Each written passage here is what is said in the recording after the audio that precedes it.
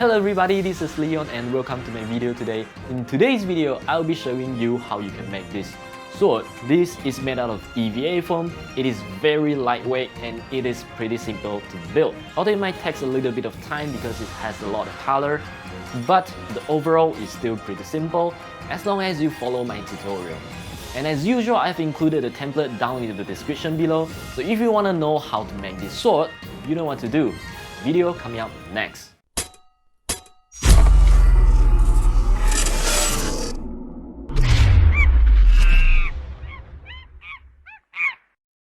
First, prepare the template, attach it side by side and cut out the pattern.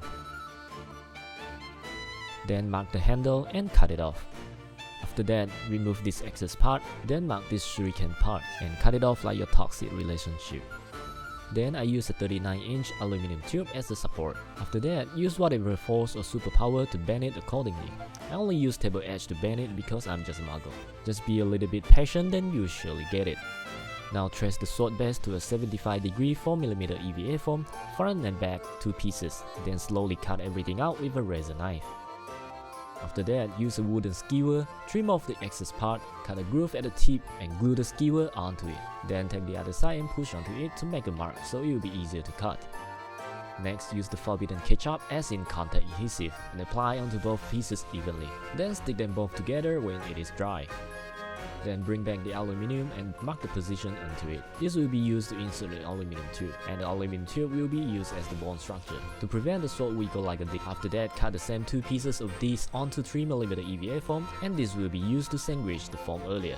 Next is to cut the aluminum mark, but do not remove it yet. It will be used to hold the foam in shape. Apply the contact adhesive but avoid the aluminum mark, and stick only one side first. Now remove the mark, and it will leave an accurate gap for the aluminum tube.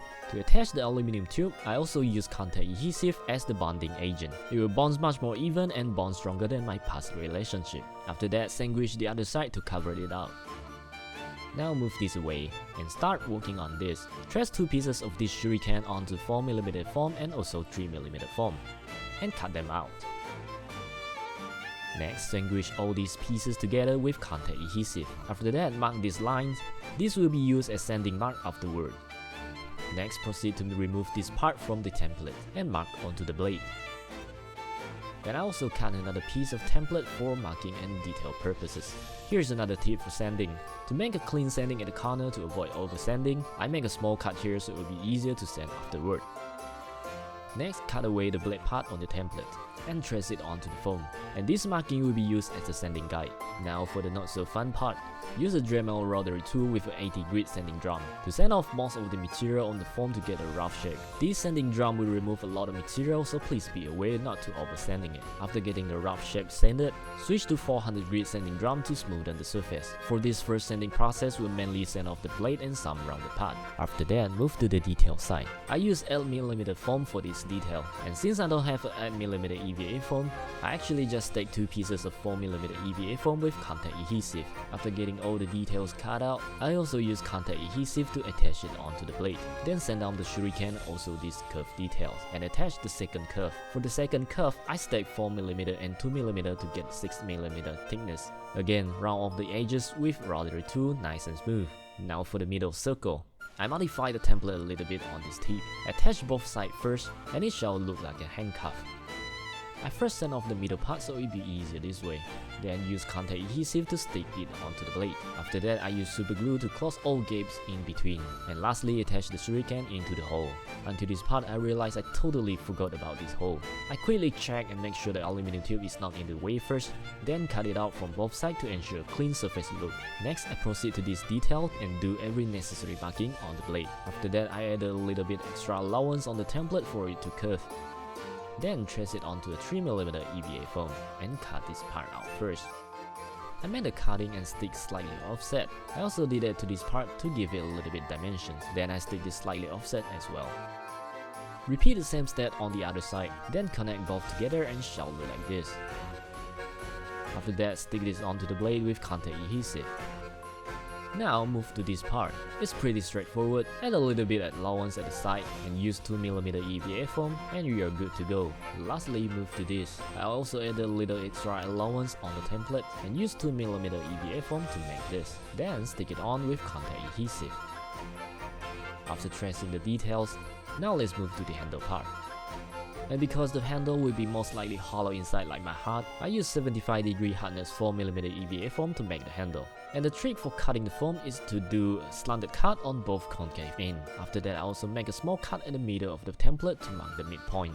This is to make sure the whole thing will stay in the correct position. Next, I heat the foam with a heat gun to curve it first before I glue it. Then I first glue both of the foam together. Then round it out into a cylinder.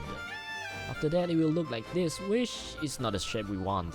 So I heat it again to reshape it. Next, cut 2 foam straps, and these are not the final thickness that I use actually, and I'll explain later. Then use epoxy glue to stick onto both sides of the aluminum tube. To use an epoxy glue, all you have to do is just mixing the AB part evenly and apply onto the surface. It will take roughly 5 to 10 minutes to dry. While waiting for the glue to dry, don't forget to like and subscribe. After that, I slot in the handle and realized the handle size is just too big. So I remove half of the 8mm foam and leaves only 4mm foam and makes a new smaller handle. Now it looks perfect, just like you. And also don't forget about the tip as well. Next, mark the details on the handle first, then I modify the template by adding some allowance. Then I use 3mm foam for these details. For this part over here, I also glued it a little bit offset to give it some dimensions. Then connect both sides. After that, stick onto the handle and mark all the rebending details. As for this, a 3mm half dowel strap will work just fine. Next, draw 2 1cm wide straight lines onto 4mm foam and do slanted cut to get a V shape from the strap. After that, mark the handle and glue a 4mm straps as the foundations. Then attach the V-shaped foam. Next, I use a pin, poke a hole at the template and do marking on the handle. But do not attach it yet so the painting process will be much easier. Lastly, I also use smaller rivet for this part. Now for the step before painting is to make sure all the details are on the sword. Then use a knife to make a shallow cuts on all the details. It will help with the masking process afterward. Now the sword is ready to be painted. And there is one more final step to do before priming the whole sword. It is to use a heat gun to heat seal the foam. This part is extremely important because the heat can close up all the tiny holes and save a lot of time on priming it. Next, I prime the sword with water-based paint. It has to use an air compressor and a spray gun, so if you do not have access to this equipment, you can just use either white glue or PVA glue. I first painted the blade with silver, then I airbrushed a little bit of metallic pink to give it a little bit pink shine, then mask the blade with masking tape. Next, I paint darker metallic purple, and the step is to paint a silver base first, then paint it with metallic purple. While on the handle, I darken the purple slightly by adding more metallic blue to give it a little bit different tone than the blade. And then another masking process, and here is where all the shallow cuts can help with masking. The third color I painted is metallic pink, but it also requires silver base, so yeah, I painted silver again and paint another layer of pink on it. After that is another masking. God, I hate masking. Finally is the gold. To give it a little bit more shine, I also use silver as the base again, then paint over with gold, so it will be shinier than my future. Now for the moment of truth, remove all the masking tape and pray to every god, because it is a long process and you never know if there is any problem underneath the masking tape. Once I make sure everything is fine and God did not forsake me, I proceed to paint the remaining part with acrylic paint, because this part is harder to mask and also harder for spray paint to reach. Finally, do not forget the pin as well. I painted the color accordingly and then used the super glue to attach it, and everything is done.